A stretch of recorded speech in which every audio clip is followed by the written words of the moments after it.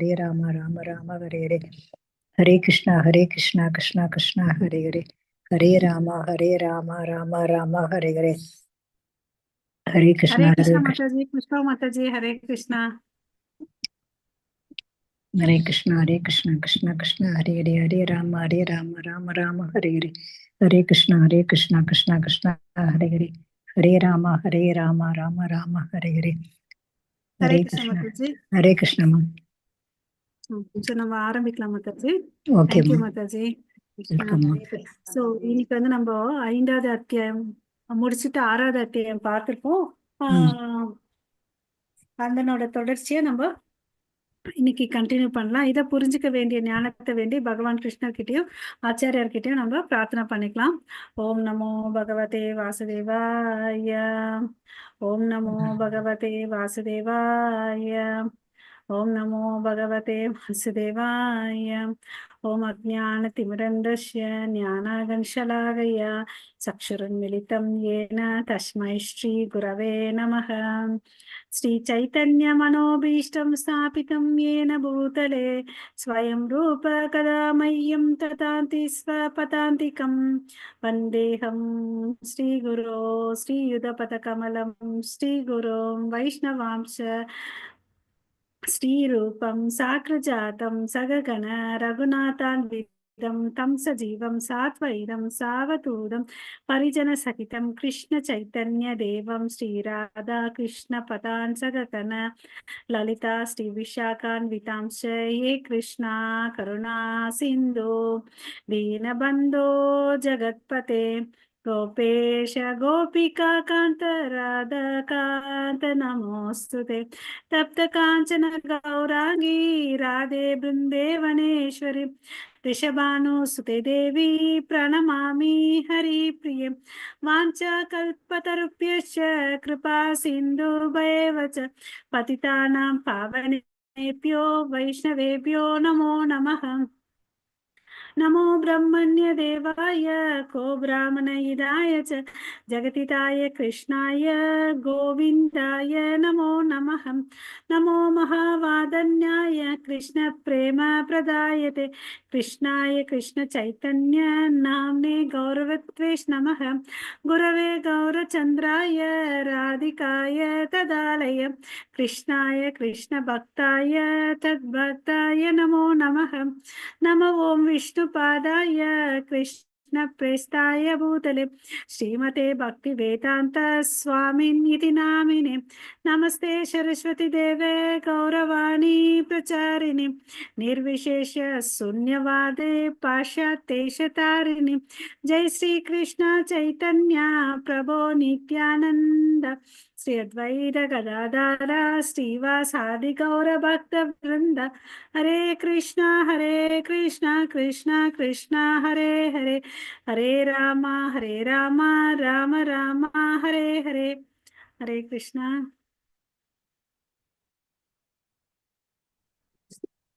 Hare Krishna Mataji. Hare Krishna Mataji. நாங்க 6வது அத்தியாயம் பார்த்துட்டு இருக்கோம், science of self realisation.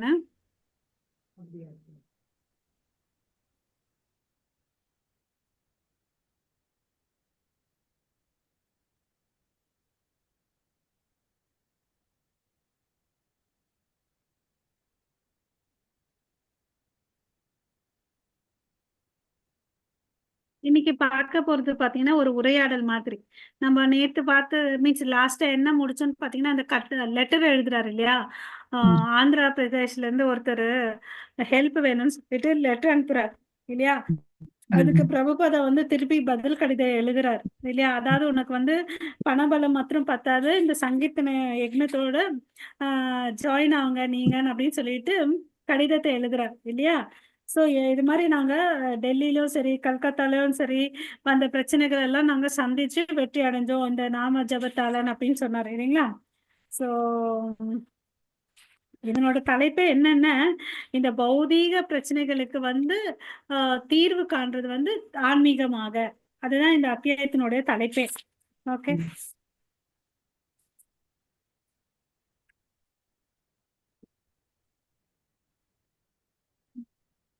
So declaring our dependent on God. Okay, இந்த தலைப்புலதான் வந்து இங்க ஒரு உரையாடல் நடக்குது.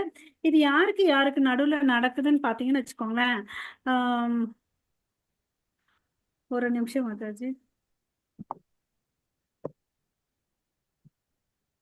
லெப்டினன்ட் மோனிக்கும் மாதாஜி இந்த முன்னுரை பிரேமராணி மாதா என்னங்க மாதாஜி, புஷ்பா மாதாஜி? மாதாஜி என்கிட்ட புக் இருக்கு மாதாஜி, தமிழ் book. சரிங்க மாதாஜி. பிரேமராணி மாதாஜி இந்த ஃபர்ஸ்ட். ம், ஹரே கிருஷ்ணா. வாசிக்கிறேன். ஆ, 219 பக்கம் புஷ்ப மாதாஜி. ஹரே கிருஷ்ணா. 219. நாம் கடவுளை சார்ந்திருப்பதை ஒப்புக்கொள்ளல். சரியாம்மா, வாசிக்கவா? மாதாஜி ஸ்கிரீன் தெரியுதா மாதாஜி? எனக்கு கருப்பா இருக்குது. தெரியுதுமா? ஸ்கிரீன் தெரியுதா Declaring our independence on God. Dependence Mataji? on God. அது தெரியுதா? எனக்கு தெரியுது, இங்க கருப்பா இருக்கு மாதாஜி. நல்லா தெரியுது. கிருஷ்ண ஓகே, வாசிக்கவா? படிங்க படிங்க, தமிழ்ல வாசிங்க, வரேன். அமெரிக்காவின் 2வது நூற்றாண்டு விழா பலரும் மகிழ்ச்சியாக கொண்டாடும் சம்பவம். 1976 மார்ச்சில் இந்தியாவின் மாயாபூரில் மீண்டும் கடவுளிடம் தற்றுமுறையாளர்கள் பத்திரிகை ஆசிரியர்கள் ஸ்ரீல பிரபுபாதாவுடன் நிகழ்த்திய சிறப்பு பேட்டியில், எல்லா மனிதர்களும் சமமாக படைக்கப்பட்டவர்கள், நாங்கள் கடவுளை நம்புகிறோம், கடவுளின் கீழ் ஒரே நாடு போன்ற அமெரிக்க கோஷங்களை அவர் கடுமையாக விமர்சித்தார். ஹரே கிருஷ்ண மாதாஜி.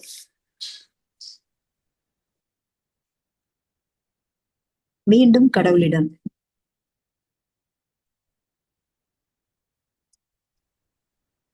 அந்த மீண்டும் கடவுளிடம் பத்திரிகை ஆசிரியர்கள் ஏமா அவருக்கும் ஸ்ரீல பிரபுபாதாக்கு நடக்குது சிறப்பு பேட்டி. மீண்டும் கடவுளிடம் என்ன கேக்குறாங்கன்னா, அமெரிக்க புரட்சியின் அடிப்படை தத்துவத்தை தாமஸ் ஜெபர்சன் விடுதலை அறிக்கையில் விளக்கியிருந்தார். இந்த பத்திரத்தில் கையெழுத்திட்ட அன்றைய பிரமுகர்கள் மிக தெளிவாக தெரியும் சில உண்மைகள் உண்டு என்றும், அவற்றையெல்லாம் முதன்மையானது எல்லா மனிதர்களும் சமமாக படைக்கப்பட்டவர்கள் என்பதென்றும் ஒப்புக்கொண்டார்கள். இதன் மூலம் அவர்கள் தெரிவித்த கருத்தாவது, சட்டத்தின் முன்பு எல்லா மனிதர்களும் சமமானவர்கள், சட்டத்தால் பாதுகாக்கப்படுவதற்கு சமமான உரிமை பெற்றவர்கள் என்பது. மாதாஜி, ஹரே பிரேமராணி கிருஷ்ணா. மாதாஜி, உங்க ஹரே. வாய்ஸ் பிரேக் ஆகுது மாதாஜி. அப்படியா? சோ இதுல என்ன கேக்குறாங்க அத சொல்லுங்க பாக்கலாம். இந்த பத்தியில என்ன கேக்குறாங்க, என்ன சொல்றாரு? அந்த அமெரிக்க புரட்சிக்கு அடிப்படை தத்துவத்தை தாமஸ் ஜெபர்சன் விளக்கி இருந்தாரு. அந்த பத்திரத்துல கையெழுத்திட்ட எல்லா பிரமுகருமே சில மிக தெளிவா தெரிய சில உண்மைகள் உண்டு. அதெல்லாம் முதன்மையானது எல்லா மனிதரும் சமமா படைக்க, எல்லாரும் சமந்தான், சமமாக படைக்கப்பட்டவர்கள் அப்படிங்கிறத அவங்க ஒத்துக்கிட்டாங்க. அதன் மூலம் அவர் என்ன சொன்னாங்கன்னா, சட்டத்தின் முன்னால எல்லா மனிதரும் சமந்தான் அப்படிங்கிறத, சட்டத்தால் பாதுகாக்கப்படுவது சமமான உரிமை பெற்றவர்கள் அப்படின்னு சொல்றாங்க. அப்படி பொது கருத்து அதுதான், சட்டத்தின் முன் எல்லாரும் சமம் அப்படின்னு. இப்ப இங்க இது அமெரிக்கன் ரெவல்யூஷன் நடக்குது இல்லையா, நான் தமிழ்ல சேஞ்ச் பண்ணிடுறேன். பிரபுபாதா கிட்ட யாரு கேள்வி கேட்கறாங்கன்னு பாத்தீங்கன்னா, பேக் டு காட் நிருபர்கள் இருக்காங்க இல்லையா, அவங்க தான் கேள்வி கேட்கறாங்க. இது 1976 மார்ச் மாசம் நடக்குது இது. ஓகேவா? சோ இது ஒரு ஸ்பெஷல் இன்டர்வியூ. ஓகே, சோ அமெரிக்கர்கள் ஒரு ஸ்லோகம் வச்சுட்டு இருக்காங்க. அது என்னன்னு பாத்தீங்கன்னா, in God we trust, one nation under God. நான் மறுபடியும் சொல்றேன், அமெரிக்கர்களுடைய ஸ்லோகம் என்னன்னா, in God we trust, one nation under காட்னு சொல்லிட்டு. அப்போ இது எதை அடிப்படையில பண்ணாங்கன்னு பாத்தீங்கன்னா, எல்லா மனிதர்களும் சமமானவர்கள், all men are created equal. So அப்ப இதுதான் அந்த அமெரிக்கர்கள் கடவுளை நம்புவதுன்னு சொல்றாங்க. ஆனா கடவுளின் அறிவியல் இல்லாம இருக்காங்க. அப்ப எது அது உண்மையான நம்பிக்கையா, அது சும்மா கற்பனையானதுன்னு அப்படின்னு சொல்லிட்டு பிரபுபாதா சொல்றாரு. ஓகேங்களா? அவங்க கடவுளுடைய ஞானத்தை பெற மாட்டேங்கிறாங்க, வேதங்கள் எல்லாம் படிக்க மாட்டாங்க, பட் கடவுள் இருக்கிறேன்னு நம்புறாங்க. அது எப்படி? சும்மா கதை விடுறாங்க அப்படின்னு சொல்லிட்டு சொல்றாங்க. சோ ஃபர்ஸ்ட் நம்ம என்ன எடுத்துக்கணும், கடவுளுடைய அறிவியல், அதாவது ஞானம், science of the spiritual life நம்ம தெரிஞ்சுக்கணும். அதாவது பகவத்கீதை, நம்ம வேதங்கள் எல்லாம் நம்ம படிக்கணும். அப்பதான் என்ன ஆகுது, கடவுள் மேல இருக்கிற நம்பிக்கை ஆழமா ஆகும் இல்லைங்களா? அப்ப என்ன பண்ண முடியும், அவங்க எடுத்துக்கக்கூடிய பண்புகள் கரெக்டா இருக்கும். சும்மாவே நாங்க கடவுளை நம்புறோம், கடவுள் கீழே எல்லா ஆல் நேஷன்ஸ் அண்டர் ஒன் காட்னு சொல்றது பொய்யான கதை. இல்லையா? சோ அப்ப எங்க அந்த அமைதி வரும் அப்படின்னு சொல்லிட்டு, ஏன்னா அதுதான் அவங்களுடைய குறைபாடு. அந்த குறைபாடு இருக்கிறதுனால அவங்க வெற்றி பெற மாட்டார்கள்னு சொல்லிட்டு சொல்றாரு. ஓகேவா? சோ பேக் டு காட் இது. அந்த நிருபர் வந்து கேள்வி கேட்கிறாரு. அவர் பேர் வந்து பாத்தீங்கன்னா தாமஸ் ஜெபர்சன். ஓகேவா? அவர் என்ன சொல்றாருன்னு பாத்தீங்கன்னா, இந்த அமெரிக்க புரட்சி ரெவல்யூஷனுக்கு வந்து அடிப்படை தத்துவம் என்ன பாத்தீங்கன்னா, இஸ் டு டிக்ளேர் இண்டிபெண்டன்ஸ். எல்லாருக்கும் வந்து சுதந்திரத்தை வந்து நம்ம கொடுக்கணும் அப்படின்னு சொல்லிட்டு சொல்றாரு இல்லையா? ஹரே கிருஷ்ணா. சோ இப்படி பண்றதுனால என்ன ஆகுதுன்னு பாத்தீங்கன்னா, ஹரே கிருஷ்ணா. ஹரே கிருஷ்ணா. சோ இப்ப வந்து இந்த வார்த்தை சுதந்திரம் சொல்லிட்டு செய்யும் போது அப்ப என்ன ஆகுது, எல்லா மனிதர்களுக்கும் சம உரிமை இருக்கு இல்லையா? இந்த ஆவணத்துல எல்லாம் வந்து இவங்க கையெழுத்திட்டு இருக்காங்க முக்கியமான மனிதர்கள். ஓகேவா? சோ இந்த ஆவணத்துல கையெழுத்திட்டு அவங்க ஒத்துக்கிறாங்க. ஓகே. சோ மனிதர்கள் எல்லாரும் சமமாக படைக்கப்பட்டுள்ளனர்னு சொல்லிட்டு, சோ இதன் மூலமாக என்ன ஆகுது, அனைத்து மனிதர்களும் சமமானவர்கள் என்றும் சட்டத்தின் மூலம் பாதுகாக்கப்பட வேண்டும், சமமான வாய்ப்பு உள்ளது என்றும் பொருள். அதுக்கு அதுதானே அர்த்தம். அப்போ வந்து இங்க என்ன, ஏற்றத்தாழ்வு இருக்கக்கூடாது. ஒரு மனுஷனை ட்ரீட் பண்ணும்போது அப்ஸ் அண்ட் டவுன்ஸ் இருக்கக்கூடாது. எல்லாருமே சமமா தான் பார்க்கணும். அது ரிச்சா இருக்கட்டும் சரி, புவரா இருக்கட்டும் சரி, எப்படியா இருக்கட்டும் சரி, ஈக்குவல் ட்ரீட்மெண்ட் இருக்கணும்னு சொல்லிட்டு தான் இது இந்த கான்செப்ட் இல்லையா? அதுக்கு வந்து பிரபுபத கேக்குறாரு, இந்த விதத்துல நீ சொன்ன படைக்கப்பட்ட எல்லாமே, ஓகே, படைக்கப்பட்டது எல்லாமே வந்து சமமா இருக்கணும் அப்படின்னு சொல்லிட்டு சொல்றாரு. அதுக்கு வந்து அந்த பேக் டு காட் நிரூபணர் என்ன சொல்றாருன்னு பாத்தீங்கன்னா, எல்லா மனிதரும் வந்து பாத்தீங்கன்னா கடவுளை நம்பிதான் இருக்காங்க. another point is declaration of independence is that all men are endowed by God. எல்லாரும் என்ன பண்ணிருக்காங்க, யாரை நம்பி இருக்காங்க இயற்கையாவே? காட், கடவுள். காட் இல்லையா? அப்ப அப்படி பார்த்தா சுதந்திரம்ன்ற வார்த்தை கரெக்டான வார்த்தையா இல்லையா? ஹரே கிருஷ்ணா. இப்போ சுதந்திரம்ன்ற வார்த்தை இந்த இடத்துல கரெக்டா தப்பா?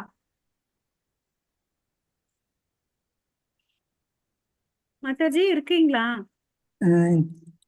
சுதந்திரம் எல்லா மனுஷர்களுக்கும் சம உரிமை இருக்குன்னா இயல்பான சுதந்திரம் இருக்குன்னு அர்த்தம். இப்ப வந்து நம்ம என்ன பாயிண்ட் சொல்றோம், எல்லா மனிதர்களே நம்பி மனிதர்கள் கடவுளை நம்பி இருக்கிறாங்க. அப்ப நிஜமா they are independent or dependent? அதுதான் கேள்வி. இண்டிபெண்டன்ட் தான். சொல்றேன், மனிதர்கள் எல்லாரும் வந்து யாரை டிபெண்ட் பண்ணிருக்காங்க, கடவுளை டிபெண்ட் பண்ணிருக்காங்க. அப்போ அவங்க சுதந்திரம் இல்லையா? அதை நம்ம புரிஞ்சுக்கணும் இந்த இடத்துல இல்லையா? சோ இந்த இடத்துல நம்ம சுதந்திரம் பேசலாம், பட் என்ன இல்லை, நமக்கு உண்மையா நம்ம சுதந்திரமா வாழல. பொருளாதார வசதியில வேணும், சில இடத்துல வந்து நம்ம காசு இருக்கிறதுனால அப்படி பேசுறோம். அப்படி இருந்தா கூட ஒரு தட்டுல நமக்கு சாப்பாடு வேணும்னா கூட நிறைய பேர் சார்ந்து இருக்கும் இல்லைங்களா? அதாவது ஃபார்மர்ல இருந்து மெர்ச்சன்ட் வரை நம்பி இருக்கோம் இல்லையா? ஒரு உழவன்ல இருந்து ஒரு வியாபாரி வரை நம்பி இருக்கிறோம். அது மாதிரி நம்ம எல்லாரும் இந்த காற்றுக்கு, நீருக்கு, வெளிச்சத்துக்கு, வெப்பத்துக்கு எல்லாம் கடவுளை நம்பி இருக்கோம். ஸோ ஸ்ட்ரிக்ட்லி ஸ்பீக்கிங் பாத்தீங்கன்னு வச்சுக்கோங்க, நமக்கு எல்லாம் என்ன இல்ல, இண்டிபெண்டன்ட் இல்ல, சுதந்திரம் இல்ல. நம்ம வந்து கடவுளை சார்ந்து இருக்கிறோம். அப்புறம் பொதுவா வாழ்க்கையில ஒருத்தர் மேல ஒருத்தர் சார்ந்து இருக்கும். அந்த பாயிண்ட் புரிஞ்சுக்கணும் நம்ம. ஓகேங்களா? அப்ப வந்து இங்க வந்து சில உரிமைகளை பத்தி பேசலாம் அப்படின்னு சொல்றாரு. அப்ப இவன் வந்து பேசுற தளம் பார்த்துக்கோங்க, மனுஷனை பத்தி தான் பேசுறாங்க. பிரபுபாத கேக்குறாரு, விலங்குகளுடைய வாழ்க்கையை பத்தி, வாழ்க்கைக்கு உரிமை உண்டுன்னு சொல்றாரு. ஏன்னா அவர் ஒரு ஆன்மீகவாதி இல்லையா? அவர் எல்லாத்தையும் சரியான சமவேத பண்டித தர்ஷனக அந்த விதத்துல பாக்குறாரு இல்லையா? ஏன் விலங்குக்கு மாத்திரம் வாழ்க்கை இல்லையா அப்படின்னு கேக்குறாரு. அதுவும் வந்து பாத்தீங்கன்னா, ஒரு உதாரணத்துக்கு அந்த முயல் குட்டி இருக்கு. முயல் குட்டி என்ன பண்ணுது, தனக்குரிய பொந்துல போய் வாழ்ந்துட்டு இருக்கு இல்லையா? அதெல்லாம் அது வந்து வேட்டையாடுறதுக்கு வந்தான்னு வச்சுக்கோங்களேன், அரசாங்கம் தான் வேட்டைக்காரன்னு அனுப்புறான். அப்ப எப்படி இத கரெக்டா? உனக்கு உரிமை இருக்குன்னா விலங்குக்கும் உரிமை இருக்கு. அதை டிக்ளேர் பண்ண கவர்மெண்ட் அந்த விலங்கு கொல்றதுக்கு ஏன் ஒரு வேட்டைக்காரனை அலோவ் பண்றான்? ஓகேங்களா? சோ அதுக்கு நிருபர் சொல்றாரு, இல்லைங்க நம்ம பேசுறது மனுஷங்களை பத்தி தான் அப்படின்னாரு. அப்ப வந்து சொல்றாரு, அப்பனா இது உண்மையான தத்துவம் இல்லப்பா நீ பேசுறதுன்னு அப்படின்னு சொல்லிட்டு பிரபுபாதா பேசுறாரு. நிறைய பாருங்களேன், நம்ம அந்த கிறிஸ்டியன் டிஸ்கஷன்லயும் பாத்தீங்கன்னு வச்சுக்கோங்க, அவங்க எல்லாம் வந்து எல்லாமே மனித தளத்துலதான் பேசுறாங்க. யாருமே கரெக்ட் இல்லையா? தெரியாதுல்ல, எல்லா உயிரினங்கள்கிட்டயும் ஆத்மாதான் பரமாத்மா. ஆன்மீக இது தெரியாததுனால அப்படி. கரெக்ட். சோ அப்பன்னா நீ எப்படிப்பட்ட இருக்கிறன்னு பாத்தீங்கன்னா, நீ குறுகிய மனசு வச்சிருக்க.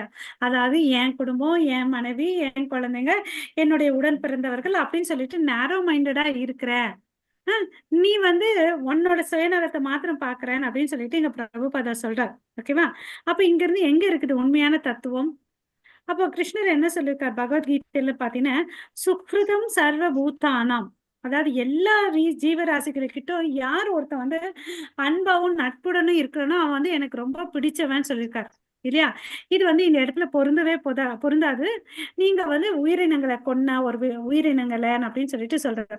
இது வந்து முட்டாள்தனமா செய்றீங்க அப்படின்னு சொல்றாரு. அப்புறம் அதுக்கு வந்து அந்த நிருபர் வந்து கேக்குறாரு, இல்லைங்க இந்த அமெரிக்க நிறுவனர் இருக்காரு இல்லையா, அவர் என்ன சொல்லியிருக்காருன்னு பாத்தீங்கன்னா, இயற்கையாக வந்து பாத்தீங்கன்னா சுதந்திரம் அல்லது சுதந்திரக்கான உரிமை என்று கூறினார். இயற்கையான உரிமை சுதந்திரம். ஓகேவா? எல்லாருக்குமே அது இல்லையா? நீங்கள் என்ன வேலையை செய்ய வேண்டும் என்று உங்களுக்கு சொல்ல அரசாங்கத்துக்கு உரிமை இல்லை. சோ இப்ப அவர் என்ன ஸ்பெசிஃபை சொல்றாருன்னு பாத்தீங்கன்னா, நீ இந்த வேலை செய்யக்கூடாதுன்னு சொல்லிட்டு அரசாங்கம் வந்து சொல்லல. உனக்கு எல்லா வேலையும் செய்யறதுக்கும் உரிமை இருக்குன்னு அப்படின்னு சொல்லிட்டு சொல்றாங்க. சோ அதுக்கு பிரபுபாதா சொல்றாரு, அப்படியேப்பட்ட அரசாங்கம் வந்து சரியான அரசாங்கம் இல்ல. மக்கள் என்ன செய்யணும் என்ன செய்யக்கூடாதுன்னு சொல்லிட்டு சொன்னாதான் அது வந்து ஒரு ஒழுங்கான அரசாங்கம் இல்லையா? ஆமாவா இல்லையா? எக்ஸாம்பிள் நம்ம பார்த்தோம்னு வச்சுக்கோங்களேன், நமக்கு தெரிஞ்ச ரோட் டிராபிக் சிக்னலே எடுத்துக்கலாம். யார் வேணும்னா எப்ப வேணும்னா போங்க, அந்த ரூல்ஸ் ஃபாலோ பண்ணாம இருந்தா என்ன ஆகும்? அங்க அந்த இடத்துல நிறைய ஆக்சிடென்ட் ஆகும். அதனால உயிரிழப்பு வெறும் சேதாரம் நடக்கும் இல்லையா? சோ அதனால வந்து அது வந்து சரி ஒழுங்கான அரசாங்கம் இல்லைன்னு சொல்லிட்டு சொல்றார். ஓகேவா? சோ அதுக்கு வந்து அந்த ரிப்போர்ட்டர் மறுபடியும் கேள்வி கேட்கிறாரு, மூன்றாவது இயற்கை உரிமைன்னு ஒண்ணு இருக்கு, அது என்னன்னு பாத்தீங்கன்னா ஒவ்வொரு மனிதனுக்கும் மகிழ்ச்சியை தொடர உரிமை உண்டு என்பதுதான். எல்லாரும் எப்படி மனம் போக்குல வாழ்ந்தாதான் அவனுக்கு சந்தோஷம். அப்படி விட்ட நாடு என்ன ஆகுறது? இப்படி சொல்லியிருக்குது கவர்மெண்ட்னு சொல்லிட்டு சொல்றான். அதுக்கு பிரபுபாதா சொல்றாரு, அப்படின்னா மகிழ்ச்சியின் அளவுகோல் எனக்கு அந்த தரத்திலிருந்து வேறுபட்டு இருக்கலாம் அப்படின்னு சொல்றாரு. அதாவது பார்த்தீங்கன்னு வச்சுக்கோங்களேன், ஒருத்தனுக்கு வந்து மாംസം சாப்பிட்டாதான் சந்தோஷம் வரும் இல்லையா? அப்ப அது எப்படி? இன்னொருத்தனுக்கு அது வெறுக்கத்தக்கதா இருக்கும். ஒருத்தனுக்கு வந்து இறைச்சி பிடிக்கும், இன்னொருத்தருக்கு பிடிக்காது. அப்ப என்ன ஆகும்? இந்த அளவுகோல் மகிழ்ச்சின்றது ஒவ்வொருக்கும் தனிப்பட்ட மாதிரி இருக்கும் இல்லையா அப்படின்னு சொல்றாரு. சோ அப்படின்னா நீங்க என்ன சொல்றீங்கன்னா, ஒவ்வொருவரும் தாங்கள் விரும்பும் மகிழ்ச்சியின் தரத்தை அடைய முயற்சி செய்ய சுதந்திரமாக இருக்க வேண்டுமா அப்படின்னு கேக்குறாரு. சோ நீங்க சொல்றபடி பாத்தீங்கன்னா, அவன் இஷ்டத்துக்கு அவன் மாംസ கடையை சாப்பிட்டோம், இவனுக்கு வந்து காய்கறிகளை சாப்பிட்டுட்டோம், அவன் இஷ்டத்துக்கும் இருக்கட்டும், அதுக்கேத்த மாதிரி அவன் முயற்சி பண்ணணுமான்னு கேக்குறார். அப்படி எல்லாம் சொல்லலப்பா நானு அப்படின்னு பிரபுபதா சொல்றார். அதாவது மகிழ்ச்சின்றதுடைய அளவுகோல் பார்த்துன்னு வச்சுக்கோங்களேன், ஒருவரின் குணாதிசைக்கு ஏத்த மாதிரிதான் நிர்ணயிக்கப்படுகிறது இல்லையா? அவன் ஓன் டெபினிஷன் இல்ல. இது வந்து பாத்தீங்கன்னா இட் இஸ் பிரிஸ்கிரைப்ட். அவனுடைய குணாதிசைகள் குவாலிட்டிஸை வச்சு டிஸ்கிரைப் பண்ணிருக்காங்க. அதுக்குதான் பாத்தீங்கன்னா இந்த கிருஷ்ணர் கூட பகவத்கீதையில வர்ண சங்கரத்தை எடுத்துட்டு வந்திருப்பார் இல்லையா? அதாவது இந்த சமுதாயத்துல 4 விதமான மனிதர்கள், அவனுக்கு ஏத்த அறிவு பக்குவப்படி நமக்கு தெரிஞ்ச விஷயம்தான் இது. புத்தி கூர்மையாக இருக்கக்கூடிய பிராமணர்கள், அதனால வேதங்கள் படிக்க முடியும், மக்களுக்கு நல்லது செய்வாங்க. சத்திரியர்கள் அதாவது அட்மினிஸ்ட்ரேஷன் நல்லா பண்ணுவாங்க. அப்போ வந்து அவங்க என்ன பண்ணுவாங்க, தன்னுடைய நாட்டையும் வீட்டையும் காப்பாத்துருவாங்க. வைசியர்கள் பாத்தீங்கன்னு வச்சுக்கோங்களேன், பிசினஸ் பண்ற திறமை நிறைய இருக்கு, பணம் சம்பாதிக்கக்கூடிய பக்குவம் இருக்கு, சம்பாதிச்சுட்டு வந்து தான் வீட்டுக்கும் பிராமணர்களுக்கும் சத்திரியர்களுக்கும் கொடுப்பார். அப்புறம் பாத்தீங்கன்னா கடைநிலையில இருக்கிறவன் வந்து சூத்திரன். அவன் உடல் பலம் அதிகமா இருக்கும், இன்டெலிஜென்ஸ்ன்னு பார்த்தா கம்மியா இருக்கும். அதனால அவன் என்ன பண்ணுவான், கஷ்டப்பட்டு வேலை செய்யக்கூடிய பக்குவம் இருக்கு. அவருடைய குணாதிசைக்கு ஏத்த மாதிரிதான் இது வந்து பிரிச்சிருக்கான். சோ அப்ப வந்து இங்க சந்தோஷம்னு எடுத்துட்ட பிராமணனுக்கும் சரி சூத்திரனுக்கும் சரி வித்தியாசம் இருக்கும் இல்லையா?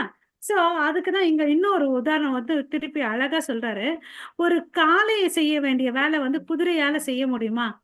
இல்ல காளை செய்ய வேண்டிய வேலையை குதிரை கிட்ட கொடுத்து அது அறிவாளித்தனமா இல்ல முட்டாள்தனமா? யாராவது சொல்லுங்க. முட்டாள்தனம். முட்டாள்தனம் இல்லையா? சோ அதுக்குன்னு ஒரு நேச்சர் இருக்கு இல்லையா? அதனால அதுக்கு செய்யக்கூடிய வேலையை நம்ம செய்ய விட்டுடணும் அப்படின்னு சொல்றாரு. ஓகேவா?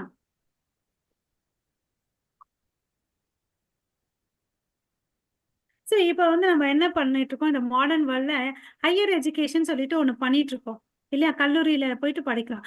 அதெல்லாம் பாத்தீங்கன்னா பெரும்பாலும் தொழில்நுட்ப துறைக்கு சம்பந்தப்பட்டதா. இதெல்லாம் வந்து பிரபுபாதர் என்ன கல்வின்னு சொல்றாருன்னு பாத்தீங்கன்னா சூத்திர கல்வின்னு சொல்றாரு. ஏன்னா அது பௌதீக வாழ்க்கையில வாழக்கூடிய கல்வியை தான் கொடுக்குது. ஆன்மீக வாழ்க்கைக்கு அது ஒத்து வராது. எதுவுமே சம்பந்தமா சொல்றது இல்ல. அதனால இங்க இருக்கக்கூடிய பௌதீக கல்வியை வந்து சூத்திர கல்வின்னு அப்படின்னு சொல்லிட்டு சொல்றார். ஓகேவா? அவித்யான்னு சொல்லுவேன். என்னங்க? நாட்டு வித்யா, அவித்யா. அவித்யா. ஓகே. சரிங்க மாதாஜி. சோ இது வந்து பாத்தீங்கன்னா கரெக்டா வந்து தானே மாதாஜி, பௌதிக கல்வி தானே. பௌதிக கல்வி கரெக்ட் மாதாஜி. சோ வந்து ஆன்மீகத்துக்கு வந்து எதுவுமே சொல்லி கொடுக்கறது இல்ல. நம்ம ஆத்மாவுக்கு போய் போகணும் அப்படின்னு சொல்லிட்டு. பட் இந்த பௌதிக கல்வியை வச்சுட்டு நம்ம என்ன பண்ணலாம்னு பாத்தீங்கன்னா நிறைய காசு சம்பாதிக்கலாம் இல்லையா? காசு சம்பாதிக்கலாம்னு சொல்லிட்டு என்ன பண்றாங்க, எல்லாருமே இந்த நகரப்புறத்தை விட்டு நகரப்புறத்தை நோக்கி போயிட்டு இருக்காங்க, சிட்டிக்கு இல்லையா?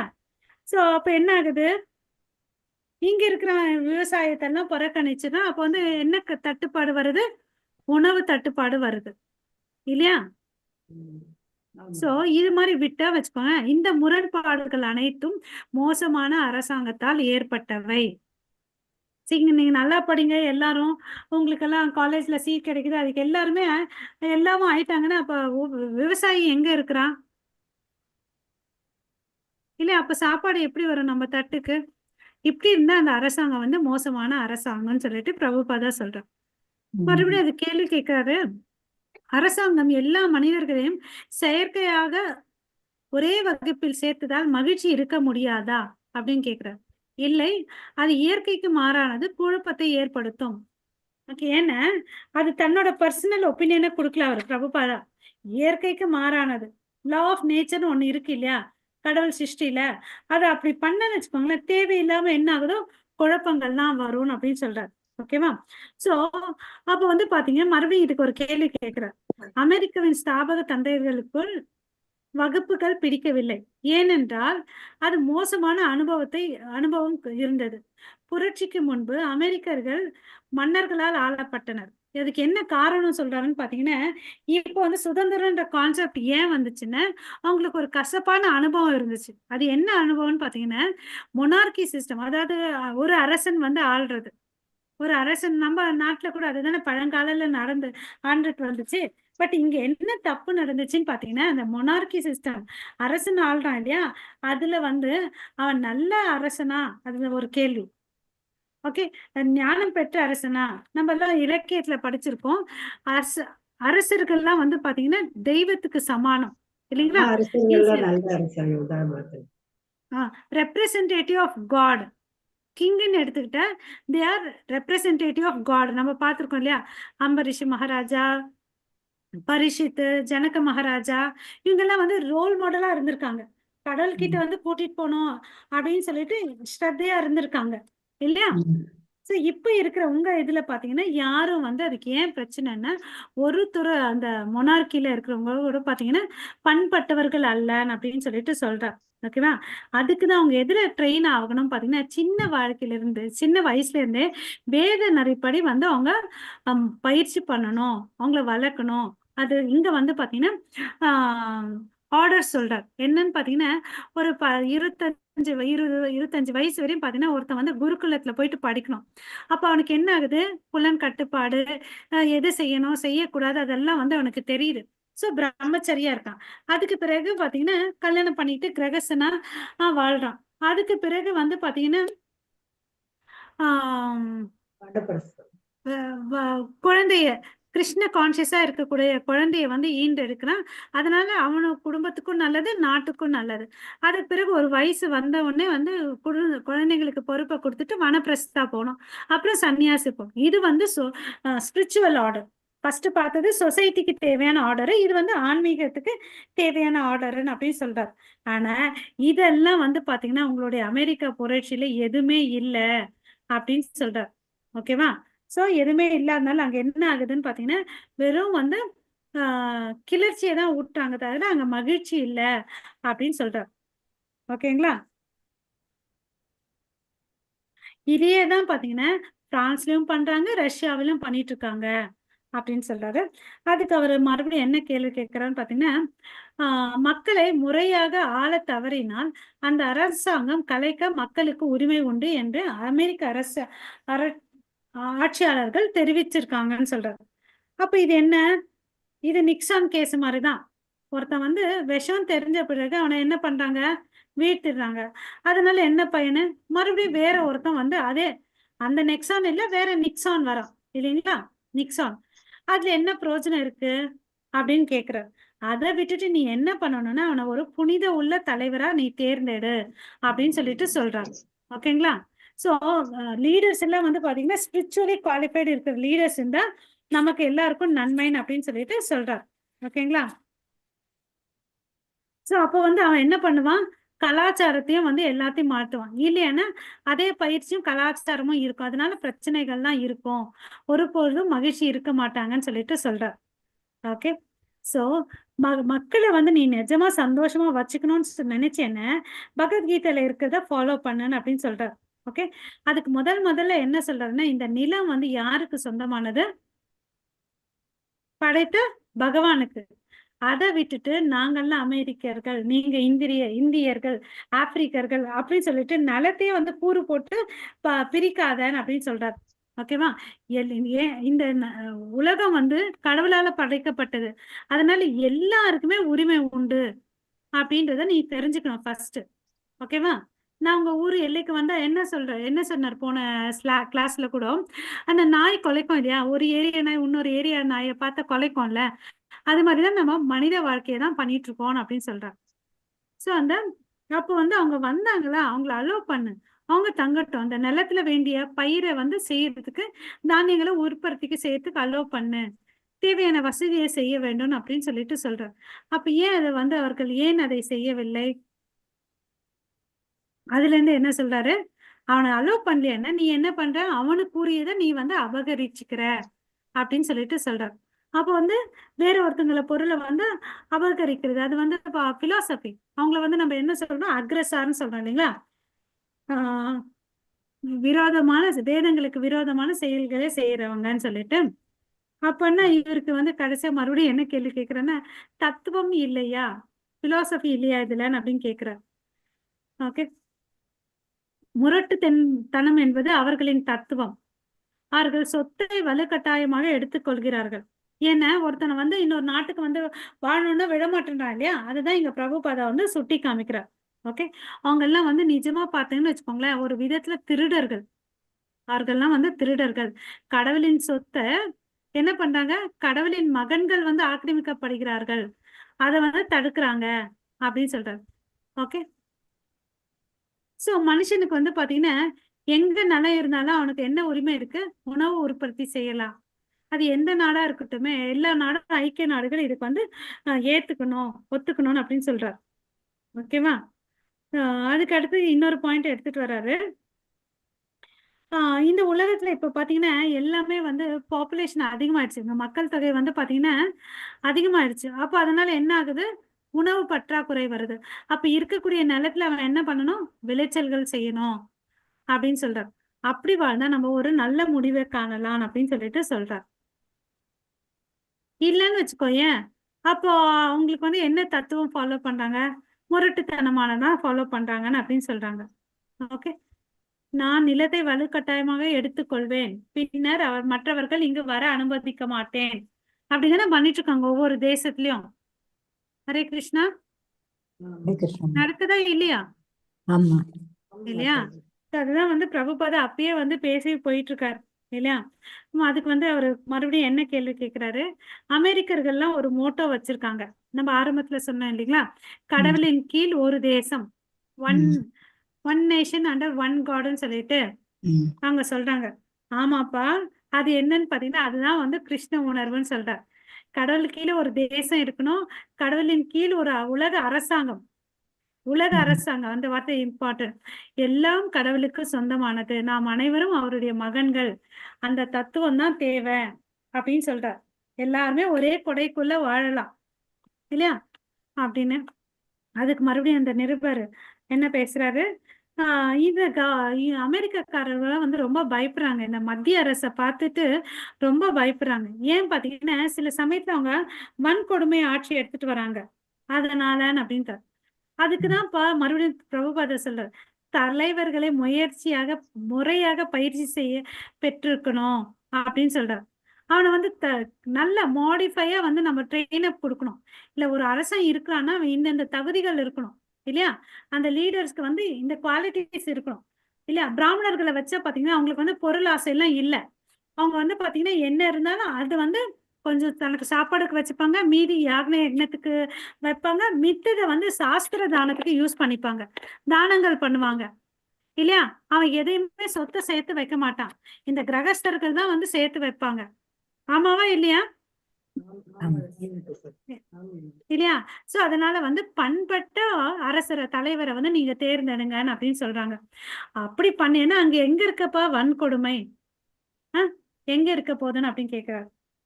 ஓகே, சோ மறுபடியும் வந்து அவர் என்ன கேக்குறாரு, இந்த அமெரிக்க இதுல வந்து பாத்தீங்கன்னா நீங்க சொல்ற அளவுக்கு தலைவருக்கெல்லாம் அவ்வளவு அளவுக்கு அதிகாரம் இல்லைங்க அப்படின்னு சொல்றாரு. அவர் தவிர்க்க முடியாமல் ஊழல்வாதி ஆகி விடுகிறார். அவரால் அவருக்கு பவர் இல்லப்பா, சும்மா பேருக்கு பொம்மை மாதிரி இருக்காரு, அவருக்குள்ளே வந்து என்ன ஆகுது, ஊழல் நடக்குது அப்படின்னு சொல்றாரு. அப்போ நீ அந்த ஊழல் நடக்காத மாதிரி அவரை ட்ரெயின் அப் பண்ணு, மறுபடியும் அதை தான் சொல்றார், எனக்கு பயிற்சி அல்லி. சரி, அந்த பயிற்சி என்னது, அதுதான் வந்து வர்ணாசிரம தர்மம் அப்படின்றார். ஓகேங்களா.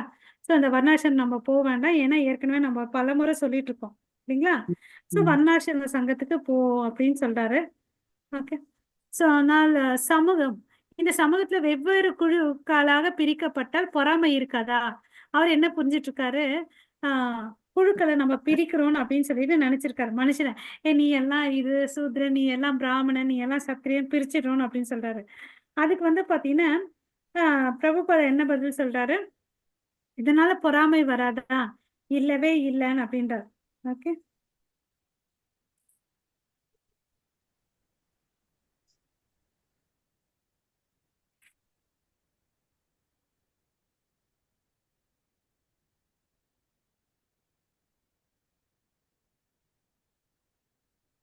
ஓகே. என் உடலில் வெவ்வேறு உறுப்புகள், இதுக்கு ஒரு உதாரணம் சொல்லி எக்ஸ்பிளைன் பண்றாரு. இப்ப நம்ம உடம்புல எடுத்தோம்னு வச்சுக்கோங்களேன், கை இருக்குது, கால் இருக்குது, நம்ம அதுக்கு வந்து தண்ணி தாகம் இருக்குது, தண்ணி குடிக்கணும்னு நினைக்கிறோம். அப்ப என்னென்ன உறுப்புகள் வேலை செய்யணும் பாத்தீங்கன்னா, கை போயிட்டு அந்த டம்ளரை எடுத்து குடிக்கணும் இல்லையா, அதுக்கு கால் வந்து ஒத்துழைக்கணும். கால் என்ன பண்ணணும், நடந்து போனாதான் அந்த இருக்க தண்ணியை குடிக்க முடியும். நான் பண்ண மாட்டேன் அப்படின்னு நின்ன அந்த உடல்ல வந்து தண்ணி குடிக்க முடியுமா, முடியாது இல்லையா. சோ எல்லாரும் சேர்ந்துமா, இப்ப இந்த உடம்புல இருக்கக்கூடிய அங்கத்துணுக்கு மாதிரிதான் இந்த 4 வர்ணங்கள். ஓகே, பிராமணன், சத்திரியன், சூத்ரன், ஒரு செயலை செய்யறதுக்கு நீங்க எல்லாரும் கூட்டணியா வேலை செய்யுங்க அப்படின்னு சொல்லிட்டு சொல்றார். ஓகேங்களா.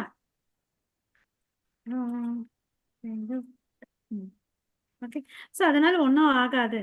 அதுக்கு பிறகு அவர் கேட்கிறார், பேக் டு குட் நிறுவனர், மேற்கத்திய உலகில் நமக்கு ஒரு ஒரு தொழிலாளர் வர்க்கமும் ஒரு முதலாளி, இங்க வந்து ரெண்டே ரெண்டு தான் இருக்கு. ஒண்ணு தொழிலாளர் வர்க்கம், இன்னொன்னு வந்து பாத்தீங்கன்னா முதலாளி தத்துவம், ஓனர் அண்ட் ஒர்க்கர்ஸ், இது ரெண்டு தான் இருக்குது. இங்க பாத்தீங்கன்னா எப்பவுமே இந்த ரெண்டு பேருக்கும் வந்து சண்டை நடந்துட்டே இருக்குதுன்னு அப்படின்னு சொல்றாரு. அது பிரபுபாதா சொல்றாரு, ஆமா, முதலாளி தத்துவம் வர்க்கம் வந்து தேவை, தொழிலாளி வர்க்கமும் ரெண்டு பேருமே தேவை. ஆனா அவங்களுக்குள்ள எப்பவுமே சண்டை இருக்குது பிரபுபாதான் அப்படின்னு சொல்றாரு. ஏன்னா ரெண்டு பேருக்குமே வந்து நீ என்ன பண்ணல, பயிற்சி பண்ணல, அதுதான் வந்து பிரச்சனை. கை காலம் வந்து கை வந்து நான் உனக்கு தண்ணி வேணுமா நீயே போய் குடின்னு காலை சொல்லிச்சுன்னா அது சாத்தியமா சொல்லுங்க. நம்ம ஒரு ஊருக்கு போனோம், பையெல்லாம் எடுத்துக்கிச்சு கையை, கால் வந்து நான் வரமாட்டேன், அசைய மாட்டேன், நீயே போனா அது நடக்குமா? நடக்காது. நடக்காது இல்லையா? அதே மாதிரி இன்னொரு பழமொழி நம்ம பொதுவா நம்ம ஊர்ல சொல்லுவாங்க இல்லையா, 2 காலையும் ஒண்ணா போனாதான் வந்து நம்ம எந்த இடத்துக்கு போகணுமோ அந்த இடத்துக்கு போய் சேருவோம்னு சொல்லுவாங்க இல்லையா? வண்டியில ஒரு ஒரு ஒரு ஒரு காலை ஒரு பக்கம் போச்சுன்னு வச்சுக்கோங்களேன், அவனால அடைய முடியுமா இலக்க? முடியும். முடியாது இல்லையா? அதுதான் வந்து இங்க பிரபுபாதா சொல்றார். அதுக்கு நீ புரட்சியை எடுத்துட்டு வா. பொதுவான காரணம் வந்து பாத்தீங்கன்னா, இது வந்து அறியாமையினால சண்டை போட்டுட்டு இருக்கீங்க இல்லையா? அதுக்கு வந்து புரட்சியான் அப்படின்னு கேக்குறார். ஓகே, ஆமா புரட்சி தான் அப்படின்னார். அப்படின்னா அது மிக முக்கியமான விஷயம் என்னவென்றால், மக்கள் ஒன்றுபடக்கூடிய பொதுவான காரணத்தை கண்டுபிடிப்பதுதான். எந்த காரணத்தை வச்சு எல்லாரும் ஒன்னா சேர முடியும், அதை பார்க்கணுமான அப்படின்னு கேள்வி கேட்கிறார். பிரபுபதா என்ன சொல்றது, ஆமா நமக்கு எல்லாரும் ஒன்னா இப்ப நம்ம இங்க இன்னைக்கு பாத்தீங்கன்னா லஞ்ச் பிரேக்ல சேர்ந்து இருக்கோம். இதுக்கு என்ன காரணம்? ஹரே கிருஷ்ணா. ஆன்மீக அறிவு தெரிஞ்சுக்கிறது. கிருஷ்ணர் இல்லையா? கிருஷ்ணர் தான் காரணம். அங்க பொது வந்து பாத்தீங்கன்னா கிருஷ்ணர். அது அவரை பத்தி தெரிஞ்சுக்கிறதுக்கு தான் நம்ம இங்க இருக்கோம். ஒருத்தர் ஒரு ஒரு இடத்துல இருக்கணும். இருந்தாலும் இந்த லஞ்ச் பிரேக் சாப்பிட்டுட்டு எல்லாரும் தூங்குவாங்க இல்லையா? அந்த டைம் இருந்தாலும் நம்ம ஜாயினா இருக்கோம். அதுக்கு காரணம் கிருஷ்ணர் இல்லையா? அதுதான் அவங்க சொல்றாரு, எல்லாருக்கும் பொதுவா ஒண்ணு இருக்கும்பா, அதுல வந்து நீங்க ஒர்க் அவுட் பண்ணுங்க அப்படின்னு சொல்றாரு. ஓகே, இல்லைன்னா சண்டை தான் நடக்கும் உங்களுக்குள்ள அப்படின்னு சொல்றாரு. வாழ்க்கையின் நோக்கத்தை ஃபர்ஸ்ட் தெரிஞ்சுக்கோ. பொதுவான காரணம் என்ன? இந்த ஆஹ் அரசாங்கம் வந்து நல்லா நடக்கும் இல்லையா? சோ அதுக்கு வந்து மக்கள் வந்து மக்களை பயிற்சிக்கணும் இல்லைங்களா? ட்ரெயின் அப் பண்ணணும். அப்ப என்ன ஆகுது, எல்லாரும் நம்ம இந்த மதுரையில போனோம் இல்லைங்களா, அவங்க கார்பரேட்ல கூட ஆன்மீகத்தை எடுத்துட்டு வந்திருக்காங்க மாதாஜி. வேலை செய்யற இடத்துல கூட அந்த ஒர்க் மேனேஜர் இருக்காரு இல்லையா, அவரே 1 hour ஸ்பெண்ட் பண்ண வைக்கிறாரு நாம ஜபத்திலும் வந்து சங்கீர்த்தனிலும். யோசிச்சு பாருங்க, அவ்வளவு அளவுக்கு நல்ல விஷயத்த பண்ணியிருக்காரு அவரு இல்லையா? கார்பரேட் லைஃப்ல வந்து ஸ்பிரிச்சுவல் எடுத்துட்டு வந்திருக்காரு. சோ நம்ம எல்லா விஷயத்தையும் எதுல மையமா வச்சுக்கணும், மையப்புள்ளி வந்து கிருஷ்ணரா இருக்கணும். அப்படி இல்லைன்னு வச்சுக்கோங்க, ஏற்கனவே ஒரு நிக்சன் வந்து போனா மறுபடியும் அது மாதிரி அயோக்கியர்கள் தான் நிறைய பேர் வருவாங்க அப்படின்னு சொல்றாரு. ஓகே, சோ அவனை பயிற்சி பண்ணிட்டு அவனை தலைவரை ஆக்கு அப்படின்றாரு. அப்படி இல்லைன்னா ஒருத்தன் லஞ்சம் கொடுக்குறான், ஒருத்தன் ஏமாத்துறான், ஒருத்தன் வந்து பிரச்சாரம் செய்யறான் இல்லையா, அவன் வந்து ஓட்டு எல்லாம் வாங்கி ஜெயிச்சுன்னு அவன் மக்களை என்ன பண்றான், ஏமாத்துறான் இல்லையா? சோ அதனால நம்ம நீங்க வந்து பாத்தீங்கன்னா மக்கள் தேர்தல் மூலம் தலைவர்களை தேர்ந்தெடுக்கவில்லை என்றால் சமூகம் எவ்வாறு நிர்வகிக்கப்படும் சொல்லிட்டு ஒரு கேள்வி கேட்கிறார் பிரபுபாதா. அதுக்கு வந்து பாத்தீங்கன்னா யாரெல்லாம் உனக்கு தேவைன்னா அந்த 4 விதமான சோசியல் ஆர்டர்ல இருக்காங்க இல்லையா, பிராமணர்கள், சத்திரியர், சூத்திரர்கள், வைசியர்கள் எல்லாம் வேணும். உதாரணத்துக்கு ஒருத்தன் நம்ம கட்டடம் கட்டணும்னு வச்சுக்கோங்களேன், நம்ம என்ன பண்ணுவோம், அந்த ப்ளூ பிரிண்ட்டுக்கோசம் என்ஜினியர் கிட்ட போவோம், இவ்வளவு அளவுக்கு இடம் இருக்குப்பா, இந்த ரூம் வேணும்னு அப்படின்னு சொல்லிட்டு அவரு எல்லாம் போட்டு கொடுத்துட்டாரு. ஓகேவா? சோ அதுக்கு வந்து பாத்தீங்கன்னு வச்சுக்கோங்களேன், சூப்பர்வைசர் வேணும் இல்லையா? சூப்பர்வைசர் இருந்து அது மேற்பார்வை பண்ணணும். அங்க செய்யக்கூடிய பணியாட்கள்லாம் வந்து சரியா வேலை செய்யறாங்களா, இல்ல எனக்கு தெரியாதுன்னு அப்படின்னு போனா அங்க வந்து அந்த கட்டடம் நல்லா எழுமா? எழாது இல்லையா? அதுதான்ப்பா இது, எல்லாரும் அவங்கவுங்க வேலையை பண்ணுங்க அப்படின்னு சொல்லிட்டு சொல்றார். ஓகேவா? இது எந்த ஒரு பிரிவுமே இல்ல. நீங்கள் வர்ணாசிரம பிரிவை பின்பற்றினால் சத்திரியன் மட்டுமே ஆட்சி செய்ய அனுமதிக்கப்படுகிறார்கள். ஏன்னா அவனுக்கு அந்த அட்மினிஸ்ட்ரேஷன் கெப்பாசிட்டி இருக்கு இல்லையா? சட் அப்போ வந்து நம்ம இதுல நம்மளோட கிங் சிஸ்டத்துல பார்த்தோம்னு வச்சுக்கோங்களேன், அரசர்கள் ஆழ்வாங்க, பிராமணர்கள்லாம் வந்து பாத்தீங்கன்னா கைடன்ஸ் வேதங்கள்லாம் பண்ணுவாங்க இல்லையா? அது மாதிரி இருந்துச்சு. சோ அப்போ வந்து இந்த அது மாதிரி ஆட்சியை எடுத்துட்டு வந்துடலாம். இல்லைன்னா என்ன பண்ணிட்டு இருக்க நீ, தகுதி அல்லாதவனை வந்து தகுதி அல்லாதவனை வந்து நீ அரசாக்கணும்னு வச்சுக்க, அது என்ன கடையா ஆகிடும் பாத்தீங்கன்னா கசாப்பு கடைக்காரனை வந்து பதவியில கொடுத்த மாதிரிதான் அப்படின்னு. அவனுக்கு என்ன தெரியும், அவனுக்கு என்ன ஞானம் இருக்கும், அதை அவன் என்ன வச்சு வேலை செய்வான்?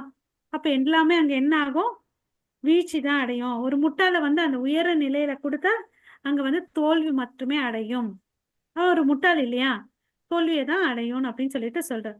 அதனாலதான் வந்து ஸ்ரீமத் பாகவத்ல என்ன சொல்லியிருக்காங்கன்னா, எல்லாரும் வந்து ஒருங்கிணைத்து வேலை செய்யணும்.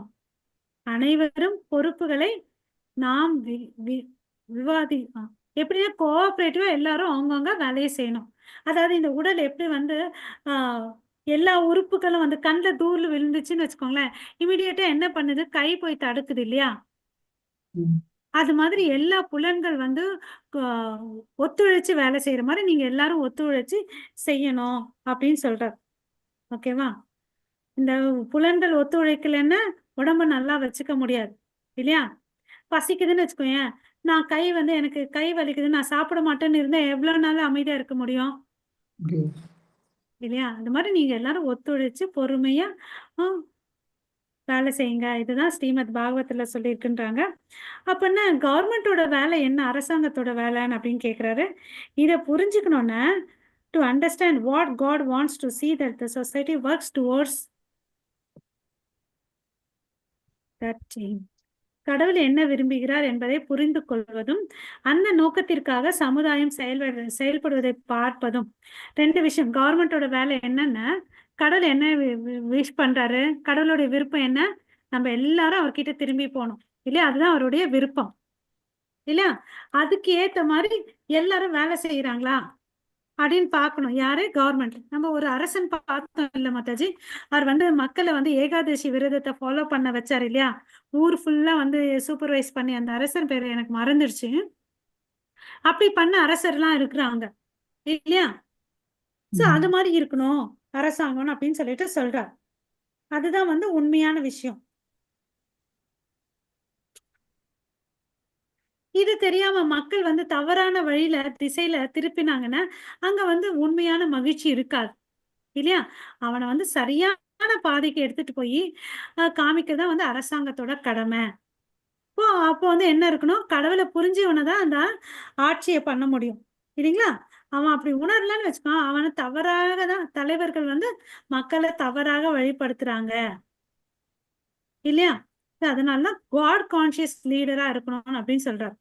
சோ அமெரிக்காவில் வந்து பாத்தீங்கன்னா பாரம்பரியமா தேவாலயத்தையும் அரசையும் பிரிப்பது இருந்து வருகிறது.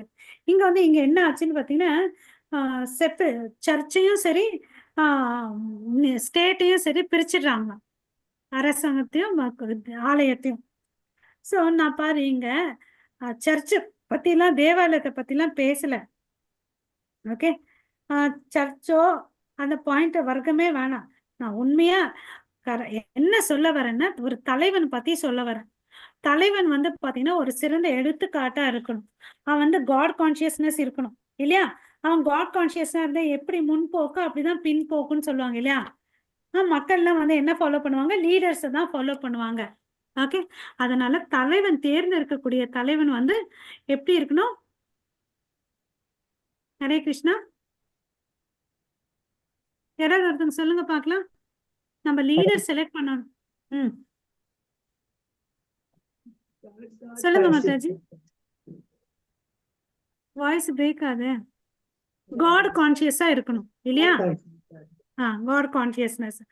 ஏன்னா அவனுக்கு ஒண்ணு தெரியும், அவன் வந்து இயற்கையை வந்து கண்ட்ரோல் பண்ண முடியாது இல்லையா? அவன் வந்து பாத்தீங்கன்னா இயற்கையை கண்ட்ரோல் பண்ண முடியாது. எனவே அவர்கள் ஏன் ஒரு உயர்ந்த கட்டுப்பாட்டாளரை ஏற்றுக்கொள்ளக்கூடாது? அதுதான் சமூகத்தின் குறைபாடு. சோ இந்த வகையில பாத்தீங்கன்னா தலைவர்கள்லாம் வந்து பாத்தீங்கன்னா உயர்ந்த நிலையில இருக்கிறாங்க. ஒரு உயர்ந்த கட்டுப்பாட்டாளர் இருக்க வேண்டும் என்று உணர்கிறார்கள். ஆனால் அவர்கள் இன்னும் அவரை மறுக்கிறார்கள் இல்லையா? சோ அரசன் வந்து சிறந்தவனா இருக்கணும்.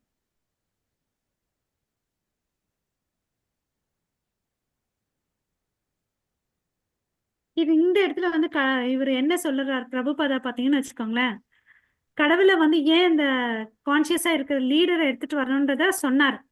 அதுக்கு அடுத்து இன்னொரு பாயிண்ட் இங்க இம்பார்ட்டன்டா சொல்றாரு பாருங்க. இப்போ இந்த தலைவர் இருக்கான், அவனால எல்லா இயற்கை சீற்றத்தை வந்து கண்ட்ரோல் பண்ண முடியாது. ஆமாவா இல்லையா? இயற்கை சீற்றங்கள்லாம் நடந்த பிறகு அதை வந்து ரெஸ்கியூ பண்றான், அதுலயும் சக்சஸ் ஆகுறது இல்ல. அப்ப இந்த இயற்கையெல்லாம் கண்ட்ரோல் பண்றவர் யாரு? இறைவன் இல்லையா? அந்த இறைவன் கிட்ட நம்ம ஏன் கீழே இருக்கக்கூடாது? அந்த இறைவன் கிட்ட நம்ம ஏன் வந்து பணிந்து வாழ்க்கையை வாழக்கூடாதுன்னு கேள்வி கேட்கிறார்.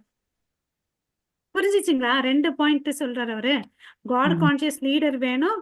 அப்புறம் அவனே அந்த லீடர் இருந்தா கூட எந்த இயற்கை சீற்றத்தையும் வந்து சரி இங்க வந்து பெரும் வெள்ளம் வரப்போகுதுன்னு தெரிஞ்சா அவன் நிறுத்த முடியுது அவனால? முடியாது. முடியாது இல்லையா? அப்போ வந்து இதையெல்லாம் கண்ட்ரோல் பண்ணக்கூடிய கடவுள்கிட்ட நீ ஏன் கீழ் பணிய கூடாதுன்னு கேள்வி கேட்கிறார். ஹரே கிருஷ்ணா. சோ அப்போ வந்து ஆனால் அரசாங்கம் நாத்திகமாக இருந்தார். இவர் இன்னொரு கேள்வியை கேட்கிறாரு பாருங்க, நாத்திகனா இருந்தா என்ன பண்றதுன்னு அப்படின்னு சொல்லிட்டு. அப்போ அப்படி நாத்திகனா இருந்தா என்ன அர்த்தங்க? நல்ல அரசாங்கமே இல்லப்பான்னு அப்படின்னு சொல்றாரு. அமெரிக்கர்கள் கடவுளை நம்புறதா சொல்றாங்க, ஆனா கடவுளுடைய ஞானத்தையே இல்லாம இருக்காங்க. அது மாதிரிதான் இருக்கும் அங்கேயே கூட அப்படின்னு சொல்றாரு. சோ இங்க வந்து நம்பிக்கைன்றதை வந்து வலியுறுத்தி சொல்றாரு பாருங்க, அது வந்து கற்பனையானது, சென்டிமெண்டா இருக்கக்கூடாது. நம்மளுடைய பக்தி வந்து பாத்தீங்கன்னா சென்டிமெண்டா இருக்கக்கூடாது. ஏன் எனக்கு இது பிடிக்கும், எனக்கு இது பிடிக்காது அப்படி இருக்கக்கூடாது. இல்ல சயின்ஸ் பேஸ்டா இருக்கணும். ஞானம் விஞ்ஞானம் இல்லைங்களா? சோ ஃபர்ஸ்ட் கடவுளுடைய அறிவியலை வந்து நம்ம நல்லா தெரிஞ்சுக்கணும். அதை அப்புறம் வந்து நம்ம பின்தொடரணும் இல்லையா? நம்மள பார்த்து நம்மள ஜனங்க வந்து ஃபாலோ பண்ணணும். இது நம்ம குடும்ப லெவல்ல. இதை வந்து பாத்தீங்கன்னா நாட்டு நல்ல அளவுல சொல்றாரு. ஓகேங்களா? ஹரே கிருஷ்ணா. சோ அவங்கங்க நாத்திகர்களா இருக்கிறதுனால அவங்க ஒரு ரூல்ஸ் ரெகுலேஷன் ஃபாலோ பண்ணிக்கிறாங்க. அதுல குறை இருக்குன்றது அவங்களுக்கு தெரியல. அதனாலதான் வந்து என்ன ஆகுது, எப்பவுமே வந்து பிரச்சனை நடக்குது. அதனால வந்து அவங்க வெற்றியும் அடையிறது இல்லைன்னு அப்படின்னு சொல்லிட்டு சொல்றாரு. ஓகேங்களா? சோ இந்த மனிதன் எதை செஞ்சாலும் அங்க என்ன இருக்கும், குறைபாடுகள் இருக்கும் இல்லையா? ஏன்னா நம்ம எல்லாருமே வந்து கட்டுண்ட ஆத்மா. நம்ம கிட்ட பாத்தீங்கன்னா புலன்கள் குறை உள்ளது இல்லையா? and we'll commit mistake, imperfect sense, we will cheat others. இந்த டெண்டன்சி எல்லாம் நமக்கு இருக்கு. ஓகே. சோ அதுக்கு அடுத்தது வந்து பாத்தீங்கன்னா ஒழுங்குமுறையை பத்தி சொல்றார். இது சரிப்பா நீங்க சொல்றீங்க, இந்த ஒழுங்குமுறைகளை வந்து கொஞ்சம் சொல்லுங்க அப்படின்னு சொல்றார். பிரபுபாதர் சொல்றாரு, காட் இஸ் பெர்ஃபெக்ட். கடவுள் தான் வந்து சரியானவர். அது அவர் வந்து அவர் எதை செஞ்சாலும் பாத்தீங்கன்னு வச்சுக்கோங்களேன், வேதம் படி செய்யறார் இல்லையா? கடவுள் வந்து எல்லா உயிரினங்களுக்கும் வந்து தலைவர். நித்யோ நித்யானாம்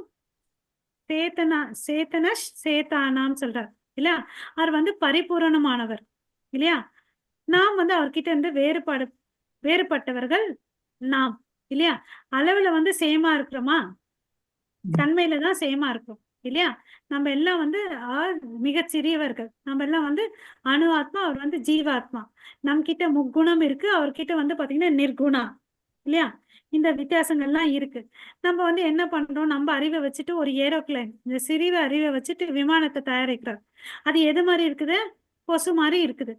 கடவுள் வந்து கொசுவை வந்து படைச்சாரு. நம்மளால அதே கொசுவை படைக்க முடியுமா?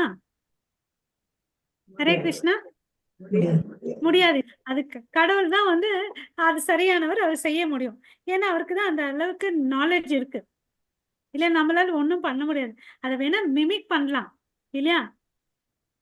பட் எந்த விதத்திலயும் பாத்தீங்கன்னா கடவுள் தான் அப்படின்னு சொல்றாரு. சோ அதனால இந்த தலைவர்கள், அரசாங்க தலைவர்கள்லாம் வந்து யார்கிட்ட ஆலோசனை கேட்கணும், கடவுள் கிட்ட வந்து ஆலோசனை கேட்கணும்னு சொல்லிட்டு சொல்றார்.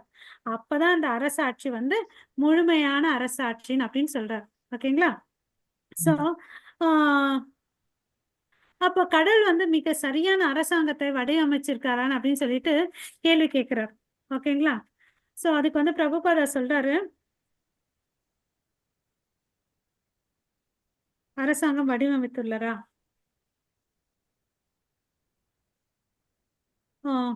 ஆமா. அதுக்கு என்ன சொல்றது, அது அந்த வர்ணாசிரம சங்கம் எடுத்துட்டு வர்றாரு. சத்திரியன் வந்து அரசாளனும். ஓகேங்களா? சோ எங்கேயாவது சண்டை வந்துச்சுன்னா அந்த அரசன் தான் போய் முன் நிக்கணும். போருன்னு வந்துச்சுன்னா அவன் தான் போய் நிக்கணும். ஓகே. உங்க நாட்டுல கூட பாத்தீங்கன்னா இந்த ஜார்ஜ் வாஷிங்டன் இருந்தாரு இல்லையா? சண்டன் வந்தா போய் முன்ன நின்னாரு இல்ல. the king was the first to fight. அது சண்டன் ஃபர்ஸ்ட் வந்து அரசன் போனோம். அது மாதிரிதான் ஜார்ஜ் வாஷிங்டன் பண்ணாரு இல்லையா? இப்போ வந்து அவன் வந்து தன்னை வந்து பாதுகாப்பா வச்சுக்கிட்டு நான் மாத்திரம் பத்திரமா இருக்கணும் அப்படின்னு சொல்லிட்டு போன் மூலமா பேசிட்டு உத்தரவு பிறப்பிச்சு அவன் உண்மையான அரசனா? இல்ல இல்லையா, அவன் உண்மையான ஜனாதிபதி அல்ல இல்லையா. அவன் முன்னாடி நிக்கணும், பிரச்சனைன்னு வந்தா அவன் முன்னாடி நிக்கணும், அவன் தான் வந்து சிறந்த அரசன் அப்படின்னு சொல்றாரு. இப்ப நீங்க சொன்னீங்க மனிதன் வந்து சிறியவன் இல்லையா, அப்புறம் வந்து பாத்தீங்கன்னா அவன் வந்து பரிபூரணமற்றவன் சொன்னீங்க. அப்படி இருக்கும்போது அவன் வந்து எப்படி கடவுளுடைய வார்த்தையை வந்து செவ்வனை ஏற்றுக்கொண்டு அதை இம்ப்ளிமெண்ட் பண்ண முடியும், செய்வான் அப்படின்னு கேள்வி கேட்கிறாரு அந்த நிபுணர். பிரபுபாதா சொல்றாரு, நீங்கள் நீங்க வந்து பாத்தீங்கன்னா இம்பெர்ஃபெக்டா இருந்தா கூட நீங்க வந்து என்னுடைய கட்டளைகளை நிறைவேறுங்க. அப்ப என்ன ஆகுது, படிப்படியா வந்து நீங்க பரிபூரணம் ஆவீங்க. நம்ம எல்லாம் கண்டிஷன்ஸோட நம்ம கிட்ட குறைகள் உள்ளது, பட் கடவுள் கொடுத்திருக்க ரூல்ஸ் அண்ட் ரெகுலேஷன் ஃபாலோ பண்ண பண்ண நம்ம என்ன ஆகும், ஒரு ஸ்டேஜ்ல பெர்ஃபெக்ட் ஆயிடும் இல்லைங்க. அந்த 4 ரூல்ஸ் அண்ட் ரெகுலேஷன் யாராவது சொல்றீங்களா? Hare Krishna. No meat eating, no meat eating, no gambling, no gambling, gambling, no illicit sex, illicit relationship, அப்புறம் இது வந்து இன்டாக்சிகேஷன். நோ இன்டாக்சிகேஷன் இல்லையா. ஸோ இதெல்லாம் இருக்கு. அப்ப பண்ண பண்ண கிராஜுவலா நம்ம வந்து தூய்மை அடைவோம் அப்படின்னு சொல்லிட்டு சொல்றார், பர்ஃபெக்ட் ஆகும்னு சொல்லிட்டு சொல்றார். ஓகேங்களா. அதுக்கு அடுத்தது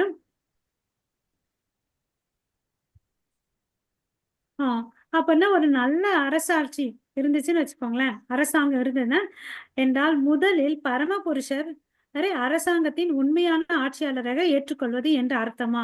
இப்பதான் அவருக்கு கொஞ்சம் நல்லா புரிஞ்சுச்சு இல்லையா. அப்ப நீங்க சொல்றபடி பாத்தீங்கன்னா கடவுள் தான் வந்து பாத்தீங்கன்னா உயர்ந்தபட்ச ஆட்சியாளன்றதை நம்ம ஏத்துக்கணுமான்னு கேக்குறாரு. ஓகேங்களா. அப்ப வந்து நீ பாத்தீங்கன்னா அதுக்கு பிரபுபாதா என்ன பதில் சொல்றாரு, நீ வந்து உன்னால நேரடியாக பரமபுருஷனை வந்து ஏற்றுக்கொள்ள முடியாது. ஓகேவா.